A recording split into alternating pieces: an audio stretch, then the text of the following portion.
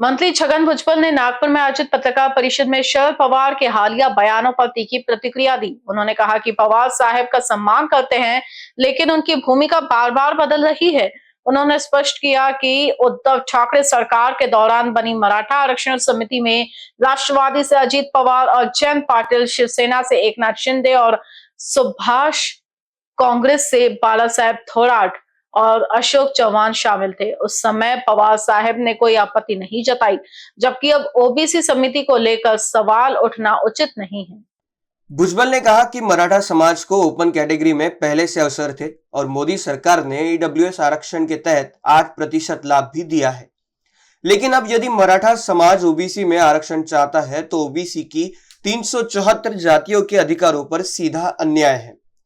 उन्होंने कहा कि ओबीसी का कट ऑफ पॉइंट अधिक है जबकि अन्य नीचे है।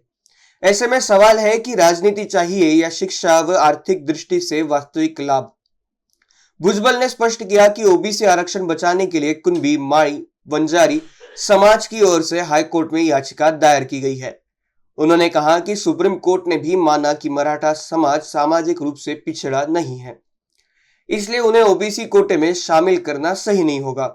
उन्होंने मनोज जरांगे के आंदोलन पर पूछे गए सवाल को टालते हुए कहा, इस बारे में पवार साहब से पूछे। वही कुंभी प्रमाण पत्र मामले पर उन्होंने कहा कि मुख्यमंत्री और राजस्व मंत्री चंद्रशेखर बावनकुले ने स्पष्ट किया है कि गलत प्रमाण पत्र किसी भी हाल में वितरित नहीं किए जाएंगे। भुजबल ने जोर देते हुए कहा कि सरकार को जातीय राजनीति से बचते हुए स्पष्ट और न्यायपूर्ण निर्णय लेना चाहिए ताकि ओबीसी का आरक्षण सुरक्षित रहे। इन विषय न्यूज के लिए अखिलेश के साथ अभिषेक पानसे की रिपोर्ट। चुकीची प्रमाणपत्र वाटायची नाहीत।